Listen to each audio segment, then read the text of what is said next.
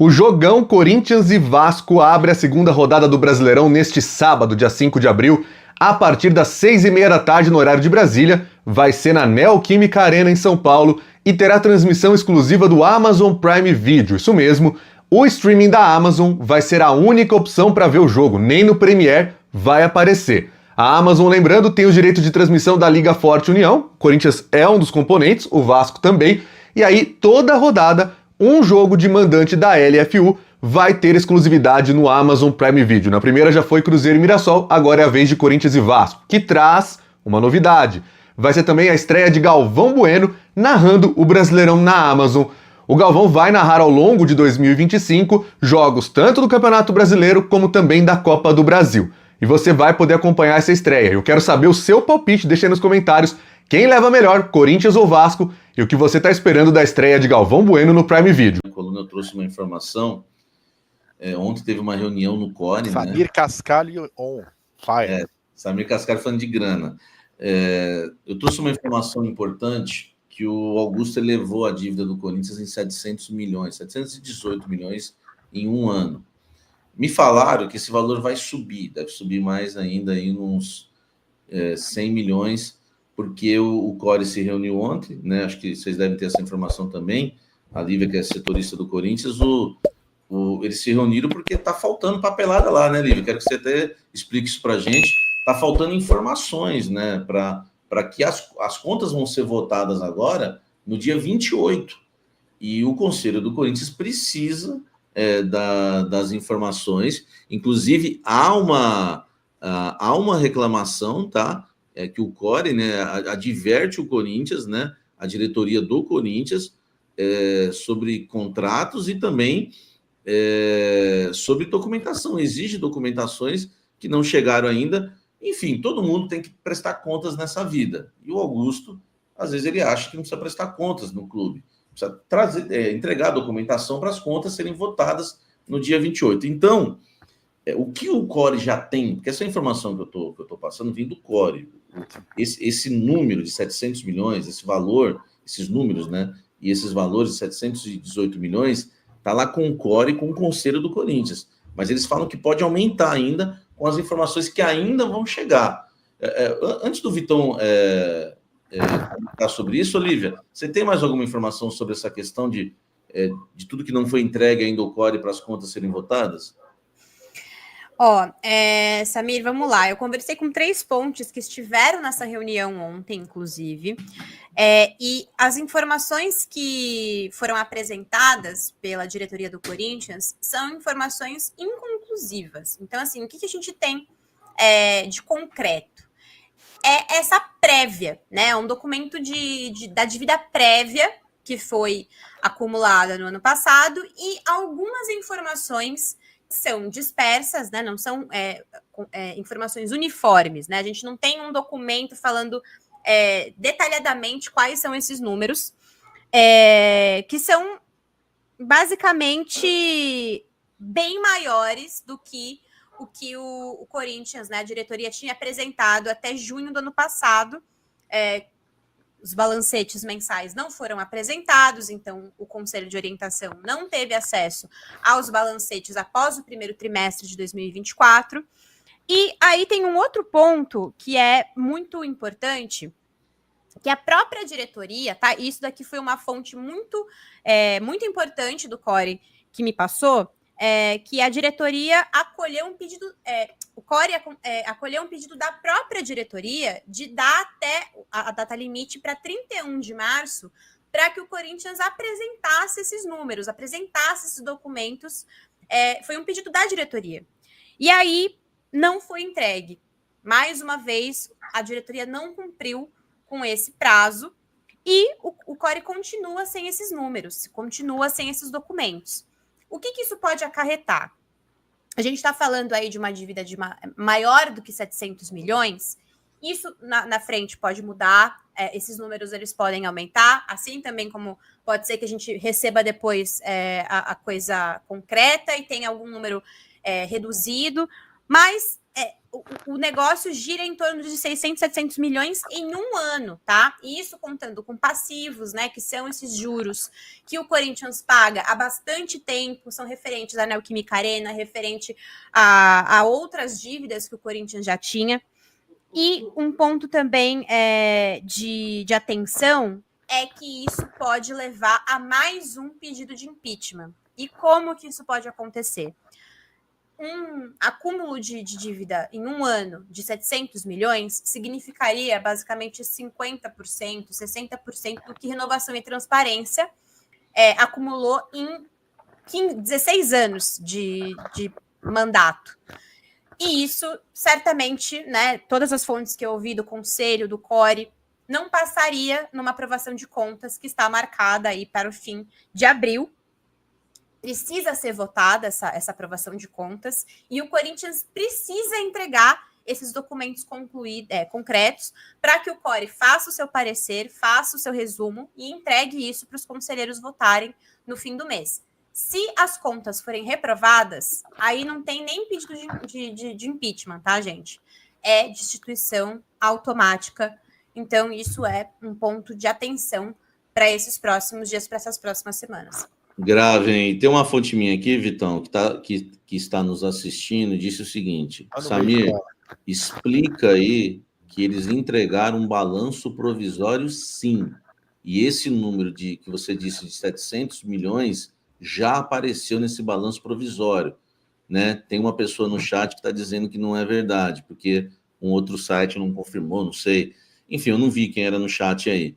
Mas tem gente nos assistindo então deixar bem claro aí para o amigo que está no chat, talvez estava com dúvidas, porque o balancete não foi apresentado ainda, tá? Então, essa fonte bem importante do Corinthians está explicando que entregaram um balanço provisório, e nesse balanço provisório está esse valor, né, que a Lívia também apurou. Sabe como eles chamam, Samir, esse balanço provisório?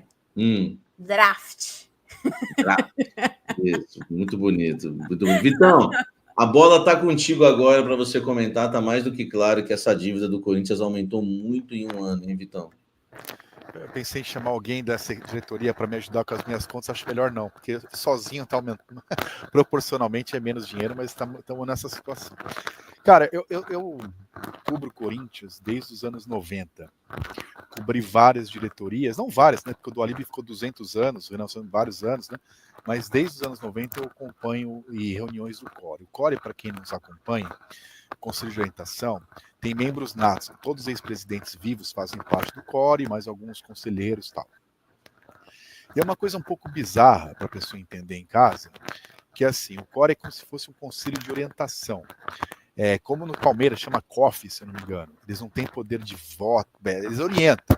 Só que na prática, quem vota, quem vai votar contra, quem vai votar a favor, e dane-se os fatos. Tanto se dane-se os fatos, não mudando o que disse a Lívia, que eu também apurei hoje informação com membros do CORE, não sei nem se foi os mesmos, não, porque tem vários membros do CORE, a política do Augusto Melo contra isso não tem nada a ver com dados, com momento de dívida, indicar Edgar Soares para o Marco, Edgar Soares, que é um dos redatores do impeachment. Então, funciona assim. Estávamos lá, eu e Lívia, como do Palmeiras, as pessoas pulando o gramado, comemorando, tinham foto, selfie do Augusto, feliz da vida, não vai ter impeachment. Porque ganhou do Palmeiras, não tem nada a ver com o que aconteceu no campo, na Vai de Bet. Enquanto isso acontece, tem prazo para entregar o balancete, 28 vai ser votado as contas do clube. O que fez o Corinthians negociou a indicação do Edgar Soares e bom, é irmão do histórico e saudoso jornalista Dorei Soares, já desde os anos 90 do clube, já participou de outras diretorias, é publicitário, já presidiu o Taubaté, uma pessoa bastante conhecida no meio do futebol e do Corinthians, mas que tanto não estava nessa diretoria, que é um dos redatores do livro original. Original porque tem outros, como a própria Lívia acabou de trazer para a gente, pode ter outros aí. Tem mais de um motivo para pedirem ali a abertura do processo. Então, assim, a situação do Augusto é complicada, tem bastante coisas para serem explicadas, muitas coisas para serem explicadas, mas o que vai fazer o Augusto ficar ou não no cargo, é menos o que ele vai explicar e menos a maioria que ele vai formar no Conselho. Então, assim, se ele formar uma maioria que vote pela aprovação das contas não explicar nada, que não acontece nada. Se ele explicar tudo, tiver tudo perfeitamente dentro, ele não fazer a maioria, ele cai. É assim que funcionam as coisas no mundo real. Né? A gente fala aqui de contas, certo, errado, mas assim, é uma conta de mais e menos. Teve a maioria lá para ter a votação de impeachment por 7 votos, aí não teve a votação depois que ele conseguiu derrubar, foi enrolando, o Romeu Tuba não é popular na torcida, que é quem encabeçava esse processo, aí avançou em paralelo à questão policial que estava parada, com esse avanço, volta à baila a possível votação, e no clube, quando a coisa vai bem ou vai mal, aumenta a popularidade, onde foi campeão. Ok? Agora, então, assim,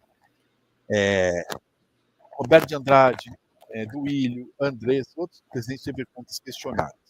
A aprovação ou não aprovação da conta se deu por ter maioria no Conselho Deliberativo. O Conselho de Orientação Fiscal, que tem uma formação diferente, são membros natos, ex-presidentes, não é a mesma proporção do Conselho, há mais gente da oposição no CORE do que no Conselho, percentualmente falando, né? Então o CORE costuma ser mais pior presidente do que o Conselho, embora no Conselho a situação dele seja bem pior do que é no quadro associativo. É o único lugar onde ele tem maioria folgada, ainda tem maioria folgada, do Augusto Melo. Não sei se eu consegui explicar bem para você, para a Lívia. Muito bem. Olívia, uma fonte me disse que a dívida do Corinthians, quando o Duílio entregou, somando o estádio, né, o Química Arena, e mais a dívida do clube, essa dívida estava em 1 bilhão e 700 milhões. Com o Augusto Melo, a dívida está somando, claro, clube, né, e estádio também, a dívida está em 2 bilhões e meio. Vamos começar com os goleiros. É o seguinte, eu acho que se tivesse aqui bom, sei lá também, né, porque o Léo Jardim tem ido tão bem. Mas não é o Hugo Souza de um lado, porque tá machucado, é o Donelli contra o Léo Jardim. E aí, velho, tem briga aqui? Se fosse Hugo Souza e Léo Jardim, acho que teria briga. Mas o Léo Jardim, no campeonato que o Vasco se salvou na última rodada lá, que foi 23, para mim o Léo Jardim foi o melhor goleiro do campeonato. No ano passado ele manteve o ótimo nível. O Donelli, acho que ainda está buscando ali a sua afirmação. Se ele já tivesse afirmado, talvez o Hugo Souza nem teria chegado. Então eu vou de Léo Jardim. Acho que nem teve tempo também, né? Pra ele tentar, quem sabe, se afirmar. Mas é que quando ele entrou, já entrou com alguém dizendo, tem que buscar alguém, né? Sim, então, sim. Né, na verdade... É uma verdade. Você, Formiguito? Eu acho que em via de regra, botar a disputa de um titular com um reserva de fato é muito difícil, porque a situação dos dois já meio que... Algumas situações, tipo, por exemplo, o Cleiton, goleiro do Red Bull Bragantino, ele não é um goleiro que me convence. Talvez tivesse uma disputa com o Donelli, que precisaria, acho que, ter mais rodagem pra gente falar, putz, esse realmente é um goleiro dessa prateleira, né? Tipo, um cara que jogasse goleiro de Copas e goleiro de Brasileirão, mas um goleiro que vai na brecha do titular, ele vai ter pouquíssima chance. Então, assim, teria que ter feito atuações fantásticas nesses dois jogos pra gente iniciar uma disputa com um cara que é bom, né? Que entrega solução pro seu time. Então, eu acho que é muito Léo Jardim. Muito Léo Jardim. Mateuzinho ou Paulo Henrique na direita, Formiga? Eu acho essa disputa um pouco oscilante, eu diria. Mas aí eu acho o Mateuzinho mais jogador. Você também, Vessi? Eu acho que irregularidade acho que sempre foi a marca da carreira do Mateuzinho, mas acho que nesse ano ele está conseguindo uma consistência e num alto padrão, né? Acho que o Mateuzinho é um dos principais jogadores do Corinthians e defensivamente cresceu absurdamente, na frente ele sempre foi um jogador produtivo. O Paulo Henrique, acho que é um cara que às vezes tem tanta vontade que às vezes ele se embola de tanta vontade que ele tem, mas acho que é um cara produtivo dentro do Vasco, assim, eu gosto. Gosto bem mais do que o outro lateral, por exemplo, o Pumita, tanto é que o Pumita quando tem entrado no meio campo. Mas aqui, nesse momento, é Mateuzinho. Então, 1-1. Félix Torres ou João Vitor? Que é ex-Corinthians, inclusive, né? Ex-Corinthians, foi pro Benfica, voltou pro Vasco. Assim, o Félix Torres teve um começo de ano muito complicado, foi pro banco, quando voltou jogando bem. Embora vira e mexe, comete alguns erros ali, meio meio fora de mão, jogou muito mal contra o Barcelona lá. A defesa do Corinthians, né? É. A defesa do Corinthians como um mas todo, acho que o Félix Torres tem alguns erros individuais também, assim.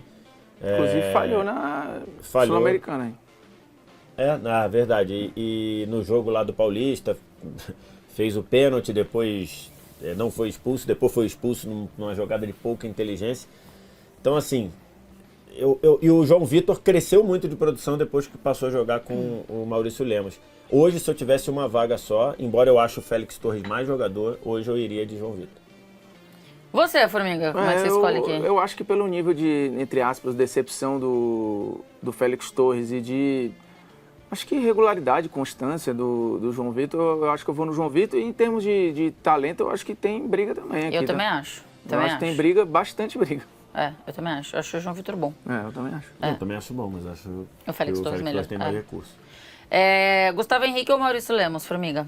Eu acho que aqui é mais fácil, né? Acho que o Maurício, o Vitor lembrou bem, puxou todo mundo, puxou pra cima, né? Porque você pode puxar pra baixo também. E o Gustavo Henrique, acho que olhando o cenário hoje, talvez até seja o melhor zagueiro do Corinthians. Sim. Dito isso, ainda tem muito problema. Já foi o André Ramalho, hoje não é mais. E aí, aliás, acho que hoje é um dos piores. É incrível, né? Essa mudança de patamar do André Ramalho, que chegou como incontestável no ano passado e hoje virou descartável ou não tão útil, né? Pra, assim, sentiu demais o período de férias, né? Essa disputa, eu acho que nesse momento o Maurício, se fosse por momento, talvez a zaga ideal fosse Gustavo Henrique e Maurício, mas na disputa aí, mano a mano. Você vai com quem, Alves? Eu vou empatar aí. Eu acho que o Gustavo tem jogado muito bem, tem passado uma segurança, tem ido bom no tempo de bola, tem ido bom correndo para trás, que sempre foi um problema dele ali. Acho que eu tenho gostado demais e acho que ele tem feito o companheiro. Quando ele começou o ano machucado, quando ele veio, ele conseguiu melhorar a zaga do Corinthians. Então eu vou de Gustavo Henrique nesse duelo aí. Eu vou de Gustavo Henrique aqui também. Acho que é o melhor nome que tem na zaga, como a Formiga já falou aqui. Acho que é meio que a segurança, de alguma forma, que o Corinthians tem na defesa. O Mateuzinho, mesmo que tenha evoluído na temporada, acho que ainda tem algumas questões. A lateral esquerda do Corinthians também tem algumas questões. O companheiro do Gustavo Henrique, seja quem for na temporada, também tem. Então acho que ele acaba sendo meio que a única segurança, de alguma forma, que o Corinthians tem. E por isso eu vou de Gustavo Henrique aqui. Pra gente fechar a linha defensiva, VS Angileri ou Piton. A gente colocou o Angileri. No geral, os times que jogaram pela Sul-Americana no meio da semana, tá? Óbvio que podem acontecer mudanças. O Angileri não jogou, mas era por um desconforto. Então a gente tá chutando aqui que ele joga no final de semana. Eu vou de Angileri, assim, a contratação do Angileri, pra mim, acho que foi um achado aí pro Corinthians. Ajustou ali o lado defensivo, tanto o Bidu. O Bidu era um cara que a gente sabe que vai mais pro ataque do que o Hugo, que em tese era um especialista na defesa. Quando ele jogava, a defesa talvez ficasse pior do que com o Bidu. E o Angileri estancou a parte defensiva e quando ele vai ao ataque, ele produz demais. Às vezes que o Angileri foi para o ataque, ele quase sempre gerou produção, já deu assistências. Então, e o Piton não vive uma grande fase aqui. Até naquele Flamengo e Vasco que eu votei a favor do Piton, foi porque eu votei contra o Léo Pereira improvisado. E muito torcedor do Vasco falou, cara, tu é louco de votar no Piton, não sei o que. Eu falei, não, eu votei porque um é lateral esquerdo, o outro é zagueiro. Mas muito torcedor do Vasco tá na bronca com o Piton, então aí é mole pra mim, Angileri. Eu acho que o Piton vive entre meio amor e ódio, assim, porque também é verdade que ele dá várias assistências, e aí nesse momento o torcedor... É um cara muito bom ofensivamente. Diminuiu, né? Só tem 2 na temporada, sim, caiu sim, de produção. da temporada passada pra essa, né? E acho que dá retrasada mais ainda, né? A relação Piton e Verratti, acho que naquele time da arrancada do Ramon era ainda melhor, né? Salvo engano. Acho que sim, mas eu acho que a temporada passada também o Piton foi bem, mas aqui o Angileri acho que chegou resolvendo o problema, assim, também é um lateral de bom cruzamento, né, de ótimo cruzamento. Sim, acho que já tem 2 assistências, não? E acho que é mais completo também que o Piton, e nesse momento mais confiável, né, a gente tá falando de um momento, né. Então você vai com ele? Vou. Tá bom. Ranieri ou Hugo Moura, Formiga? O Hugo é um cara, às vezes, faz o trabalho sujo ali, mas acho que às vezes necessário, né? Não é um fora de série, mas é um jogador útil. Mas o Ranieri voltou a jogar bem, acho que nesse momento é meio incontestável ali no Corinthians, e vem do primeiro gol dele, né, com a camisa do clube. Então eu vou de Ranieri. Só pra gente trazer aqui o Piton, temporada passada, no Brasileirão, tá? Foram 5 assistências e na anterior foram 4 assistências. Então só pra os números, pelo menos no Brasileirão, na temporada passada foram melhores. Vé, você vai com o Ranieri também?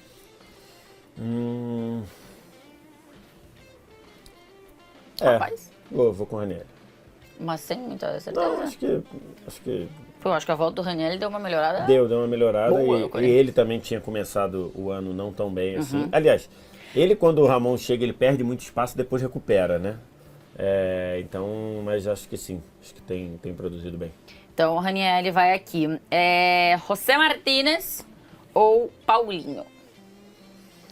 O Paulinho acho que ainda não recuperou tudo que ele pode jogar, né? Acho que é um jogador que dá uma dinâmica muito boa pro meio, um cara que volta para marcar, contribui, chega na frente. E o Martínez tem feito tudo isso e a gente, quando o Martínez chegou, a gente olhou assim e falou, cara, esse cara aqui é um operário da bola. Essa foi a nossa impressão inicial. Um cara que, maluco, briga, dá carrinho em todas. Eu ainda acho que ele é. Não, é que você achou que ele era só isso. Ah, tá.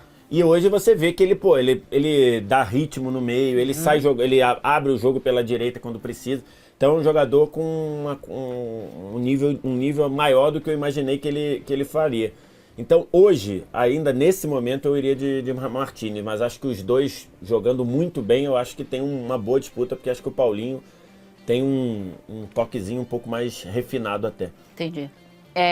Formiga, vai com quem aqui? Martínez ou Paulinho? Eu acho que em talento o Paulinho é talvez mais jogador, mas acho que em utilidade no momento o Martínez entrega ali pelo menos uns 3 papéis. Né? Aliás, eu acho que são 2 achados do Corinthians, tá? O Martínez e o próximo que tá no voto agora, que é Carrilho contra Coutinho. E aí, Formiga? Aqui é embaçado, velho, porque o Carrilho, se bobear, é o melhor jogador do Corinthians no ano. E o Coutinho vive o melhor momento dele em muito tempo, assim, ele caminha para daqui a pouco fazer a melhor temporada desde o Bayern, em número, né? Ele já tem 5 gols e 1 assistência, só que em 12 jogos. Naquele ano, se eu não me engano, ele fez 11 gols e mais umas assistências. Aquilo era 2020, né? Ele era um reserva do Bayern, foi campeão da Champions e tal. Nessa ele pode superar em constância, em relevância. Ele foi bem ali um pouco no Aston Villa e depois se machucou e tal. Cara, ele é muito difícil, porque em talento acho que não tem comparação. O momento dos dois é muito bom. Caraca, meu. Putz, é muito injusto, velho. Qualquer coisa que a gente fizer aqui é injusto, porque o Coutinho vive o melhor momento dele desde que veio pro Vasco, talvez. E é muito mais jogador que o Carrilho, que é o melhor jogador do Corinthians no ano. Caraca, meu. Velho, se fosse pra escalar, eu ia de Coutinho. Ah, tá. Se fosse diferente disso, tu ia estar indo contra a maioria dos teus votos várias vezes. Exato. E aí, com dor no coração, porque pra mim o Carrilho foi o melhor jogador do Campeonato Paulista. Também vai. O Formiga vai dizer que é voto oculto, mas pra mim ele foi o melhor jogador do campeonato inteiro, se você considerar melhor o campeonato. jogador do Campeonato Paulista. Sim. Eu acho que foi o Hugo. Pra mim Souza? foi o Hugo Moura.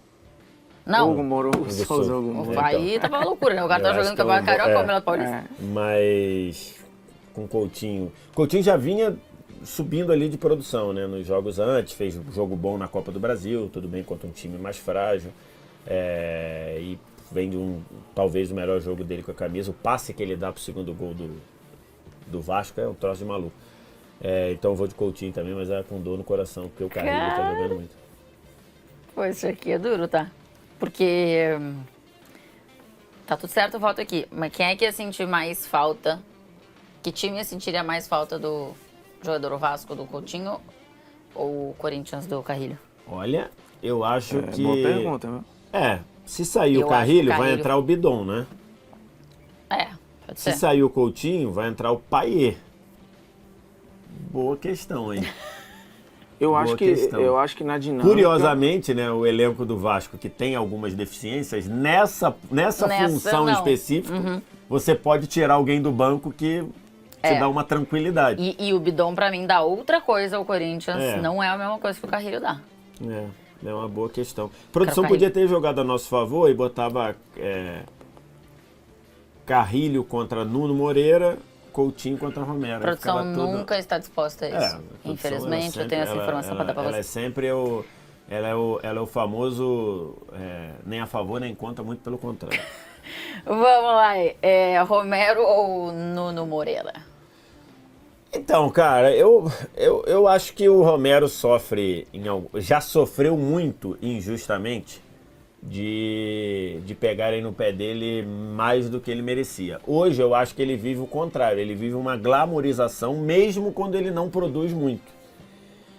O Nuno Moreira, os 3 jogos que eu vi dele com o Vasco, eu acho que ele jogou muito bem. Ele entrou num gás absurdo contra o Flamengo, fez gol e tudo. Acho que jogou bem e fez gol contra o Santos. Então, assim, acho que hoje, se eu tivesse que escalar um dos dois, eu escalaria o Nuno Moreira. Eu acho que o Romero tem sérias limitações e acho que ele se vale muito da capacidade, da disposição e tudo, que acho que tem um valor. Já salvou muito o Corinthians. Não, e eu acho que tem um outro ponto, né? Especificamente nesse time do Corinthians agora, depois de tantas saídas que aconteceram na temporada passada, ou para essa temporada, ele, no fim, é o cara que tem mais história, né? Sim, Ali, acho, desse elenco, com a camisa do certeza. Corinthians. Não é à toa que é capitão, né?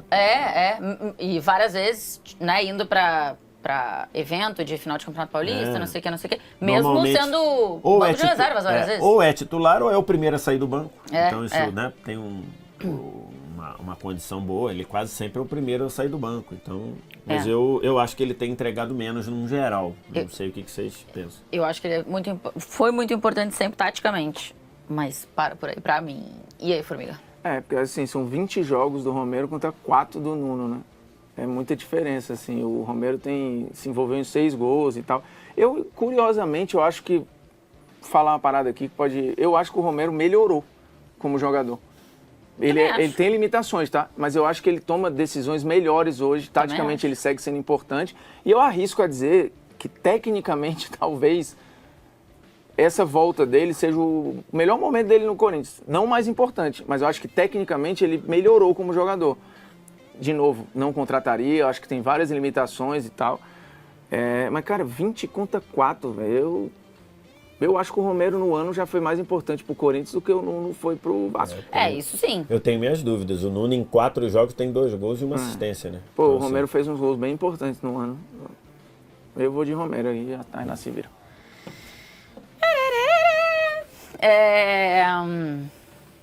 Pô, eu acho que a amostragem é muito pequena, né? Do Nuno Moreira. Pra ele conseguir barrar o Romero. Mesmo que seja com números e com atuações, eu acho também interessantes. Acho que é muito pouco ainda pra barrar o Romero. Eu vou de Romero, mas especificamente neste momento, tá? Daqui a 15 jogos, quem sabe, mude, porque eu acho que a gente tem uma amostragem, inclusive, maior do Nuno Moreira. É ele que faz todas as coisas que o Depay faz? Tem um jogador do Corinthians que é isso, né? O Depay toma água de coco, ele toma água de coco. O Depay faz não sei o que, ele faz não sei o que. Ele, tipo, eu não sei se não é o Nuno Moreira. Ah, é? Tem algum jogador, eu tô aqui na minha cabeça Ele que se pode ser inspira ele. no Depay? O quê? Não. Tá cantando, Não, sei. tá cantando rap, essas coisas? Aí eu já não confesso que não tenho essa informação. Mas não sei se é o Nuno Moreira, tá? Tem algum jogador do Vasco. Agora, se é ele, eu não tenho certeza. O que eu falei? Depay? Não, eu queria falar Payet. Por isso que eu fiquei Payet. olhando Eu fiquei aqui. pensando, será que o Payet também canta? Aí, não canta. Aí quando eu li que o próximo era Depay, eu falei Depay, não falei Payet. Pô, Payet, Depay é igual, né? Payet, Depay. Mesma coisa. Pelo amor de Deus. É igual. Porra. Parece mesmo. Memphis, Depay ou Garra? Vai com quem, Formiga? Eu acho que não tem muito ponto de correr, né? É Memphis. A Memphis. Memphis. Vocês estão... Porque tem muita gente que cobrando, achando que o Memphis tinha que entregar mais e tal. Tinha. Cara, o Memphis, ele tá numa situação assim que você às vezes Tipo, na espera final, mais muito. dele. Você espera mais dele, mas você vai ver, cara, ele é muito produtivo, né? Tanto em estatísticas de gol, assistência e tudo, quanto no desafogo de um jogo, de uma bola, por exemplo, no clássico nas duas finais, eu acho que ele foi muito ele foi importante. muito importante. No jogo lá, que o Palmeiras estava dando um Allianz, apavoro no jogo da classificação, estava dando um apavoro. Ele rouba 2 bolas Uma delas ele rouba e dá assistência do gol. Então, assim, é um cara que... Pra mim, na primeira final também. Ele dá uma cadenciada no jogo, que é importante. Dá uma desacelerada. Então, esse tipo de coisa, assim, aparece muito e talvez não apareça tanto nas estatísticas. Mas eu acho que ele, em algum momento desse começo de ano, ele passou a sensação de que pode fazer mais. É isso. Vamos ver se fará. Yuri Alberto ou Verratti? Difícil o voto, hein? Difícil o voto. Pô, esse aqui é O foda. Verratti, goleador, já tem muitos gols no campeonato, foi artilheiro, um dos artilheiros do Campeonato Carioca. Mas eu acho que o Yuri Alberto tá jogando mais no O Yuri geral. foi o eleito, né? Melhor jogador do Campeonato O Yuri Paulista. foi eleito o melhor jogador do Campeonato Paulista. Mas se eu tivesse uma vaga hoje para colocar os dois, eu colocaria o Yuri. Você, Formiga? Assim, 10 gols de um lado, 7 do outro. Acho que são caras que têm muitas qualidades e alguns defeitos. Assim, o Yuri perde muito gol, o Verratti eu acho que tem uma forma muito clara de jogar, o que não o limita, mas ele precisa muito dos outros, né? Ele precisa muito do time. O Yuri Alberto eu acho que é um pouco mais autônomo, né? Eu acho o Yuri Alberto mais jogador no geral, né? E acho que os dois podiam formar uma dupla de ataque, sem problema nenhum. Mas aqui a gente tem que escolher um dos dois. Acho que pro meu time eu iria de Yuri Alberto. Yuri, como canta a torcida. Quero ver a escolha do técnico de vocês. Ramon Dias ou Carille, Formiga? Eu acho que não tem muita questão aí, não. É muito Ramon Dias. Tu acha bonzão o trabalho dele? Não, mas essa não é a questão. São dois trabalhos Não. com defeito. Não são dois trabalhos bonzões. É um trabalho que eu acho limitado, com problemas sérios, o do Carille, e um trabalho que encontrou soluções quando devia, que botou o time numa situação muito privilegiada agora e que precisa dar outros passos. Qual é a situação muito privilegiada Não, de agora? começar privilegiada de ter Vencido o Campeonato Estadual. Não, ter tido a chance de disputar a vaga na Libertadores, não foi. Agora foi para a Sul-Americana e entra no Campeonato Brasileiro como um protagonista. Ele não entra como um time que vai lutar contra o rebaixamento, é papo de ser, sei lá, top 6, top 5, mas é naquele bolo ali. Mas é por conta do trabalho do Ramon ou por conta dos jogadores que tem? Eu acho que tem um pouco dos dois, porque os jogadores caíram na mão dele. Eu não sei o que fariam com o outro cara, entendeu? Eu acho que o Ramon tem problema defensivamente e tal, mas é ele salvou o time do rebaixamento, ele meteu o time na pré-Libertadores, ele também Foi tirou eliminado. o time da Libertadores, mas foi campeão paulista, foi o melhor time do campeonato, acho que isso é inegável. Então acho que é um trabalho que tem muito mais coisa que o do Carille, pô. E acho que só pra também ser Que inclusive justo, foi bem culpado pelo 3-3 contra o Melgar na estreia da Sul-Americana. Acho, por exemplo, que a gente citou aqui, eu falei, né, de Martínez e de Carrilho terem sido dois achados importantes do Corinthians. Se eu não me engano, duas indicações do Ramon. Então, acho que isso aqui é ponto pro Ramon, assim. Você vai com quem, Vess? Vou com o Ramon também. Acho que o trabalho do Carille, ele tem... A favor do trabalho do Carille, ele tem que ele passou boa parte do Campeonato Carioca com um elenco bem empobrecido. Acho que o elenco do Vasco ainda carece de mais força para brigar na primeira página da tabela ali, ou para brigar por Libertadores ali direto. Mas acho que o Carille poderia ter feito mais, poderia ter mostrado alguns princípios, por exemplo, nos jogos contra o Flamengo ali. Em boa parte do tempo o Vasco não teve condição de competir. Então, assim, acho que isso... Ontem, no jogo lá contra o Melgar, acho que o ritmo do jogo baixou demais e acho que tem um pouco da culpa do Carille. Então, acho que o Ramon corrigiu alguns dos problemas. Acho que ainda tem problemas a corrigir, mas, por exemplo, a questão lá, a fragilidade do meio-campo do Losango, ele conseguiu corrigir isso com o passar do tempo, na reta final do Paulista. Então, acho que ele conseguiu. Ele, mal ou bem, teve o mérito de blindar o time depois de uma baita de uma decepção. O time poderia ter se perdido, o time poderia ter escapado da mão dele depois de ser eliminado em casa em mais um jogo de pré-Libertadores ou na terceira fase da Libertadores. A gente não viu isso acontecer no jogo já contra o Paulista, no jogo da decisão do Paulista. Já era um outro time em termos de concentração. Acho que isso tem mérito do Ramon Dias, embora o trabalho dele tenha alguns pontos de crítica, sim. Mas acho que ele conseguiu lidar com eles melhor do que o Carille está conseguindo lidar. Vamos ver agora que o time melhorou, trouxe alguns reforços aí, se o Vasco consegue evoluir. Bueno, então nós temos 3 jogadores só do Vasco, tá? Todo o resto é do Corinthians, 8-3, 9-3, se a gente contar o treinador também. Só o Léo Jardim, o João Vitor e o Coutinho, escolhidos do lado do Vasco. Léo Jardim, Mateuzinho, João Vitor, o Gustavo Henrique Angileri, Ranielli, José Martínez, Coutinho, Romero, Depay e Yuri Alberto treinados por Ramon Dias.